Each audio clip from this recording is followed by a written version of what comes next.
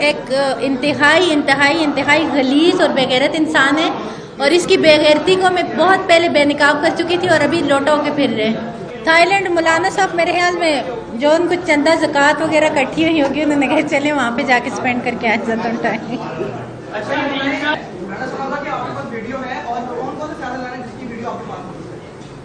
मैं तो ये आपने राज नहीं बताऊंगी आपको। ये बताइएगा कि बड़े आपको इनसे डर नहीं लगता? नहीं, डर मुझे किसी से नहीं लगता यार, डर नहीं लगता। कौन सा ऐसा सियासतदान है जो आपके एतमाद पर पूरा उतरा है? मैं